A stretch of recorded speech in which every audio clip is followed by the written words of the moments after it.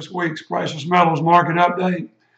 There's not a lot going on. We've seen a lot of flattening in all markets, whether it's the stock market or the gold market. A lot of them are sitting right on their 200-day moving averages if you're looking from a technical standpoint, and we're looking for an outbreak, and certainly there are events that could change that. I want to talk about a couple of those this morning.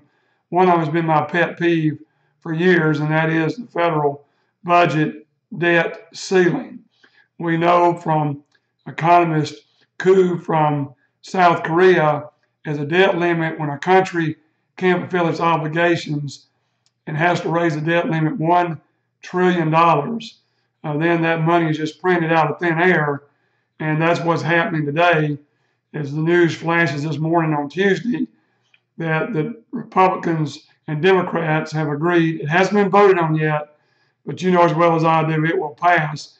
And it'll make the Republicans look foolish because their promise to us last year in mid-year is they would stop this foolishness of just keeping creating money out of thin air with nothing to back it.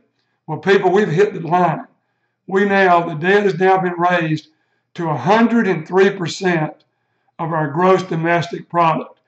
Every country in the history of civilization that's ever had a debt higher than its GDP, its currency has failed.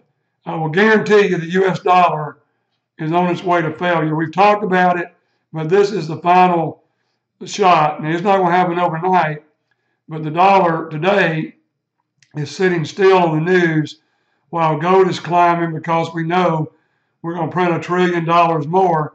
And it'll just take a year and a half. I mean, it's not like this is going to last very long. So we know that much, $1 trillion extra dollars is coming into circulation, and no more gold is coming into circulation. So we think this is going to be very big.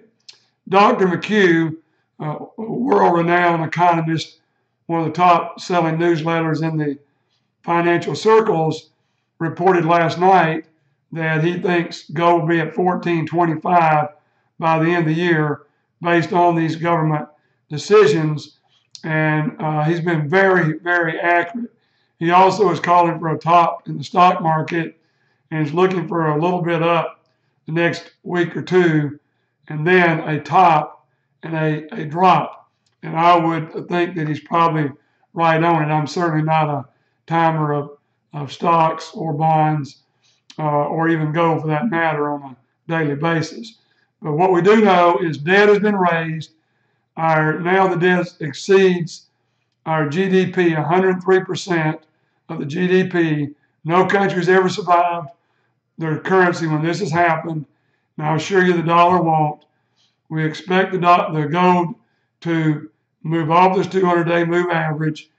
Is it possible for it to go back down? Yes, absolutely. We can't control when people are selling paper of gold and silver that don't exist. But what we do know is gold is right at break even for the year, slightly below, and silver's now up 2% for the year, while the Dow is still down about 3.5% for this year, and we expect that to continue. Now, we've had vast improvement in getting caught up with our back orders.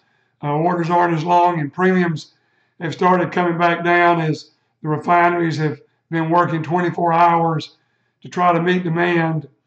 And so we're in real good shape. We put out a new pricing list yesterday. If you don't have it, give us a call at 800-247-2812 and we'll send it out to you.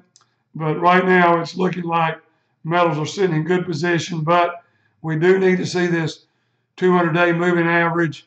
And if it could move up to the 400-day moving average, then we could confirm a bull market and a sizable gain like we're talking about up to the $1,400 level from the $1,170 level that gold is right now. And silver could move up to $18 or $19 from $16 where it is right now, which would be a 20% move. So we didn't cover a lot today, but we do expect QE in Europe. We do expect more QE in Japan. And we do expect more QE in China in the first quarter of next year. So nobody's going to do anything with restraint. They're going to continue to create money and debt out of thin air. And we have no liquidity for bonds now. And yet they're going to continue to issue more and more on the buy side. And when there's nobody to bid on the bid side to buy it, which will cause a huge sell-off when that time comes. But keep your eyes open, and once again, we are watching for these indicators, and we'll update them again next week like we do. If you have any questions or would like to talk about a self-directed precious metals IRA where you can own physical gold and silver, give us a call at 800-247-2812. And if you're not on an email blast, you can sign up at FTM Daily /gold or hit the precious metals button and you can sign up. If you don't like it, you can always unsubscribe. With this week's Precious Metals Market Update, this is Tom Cloud signing out.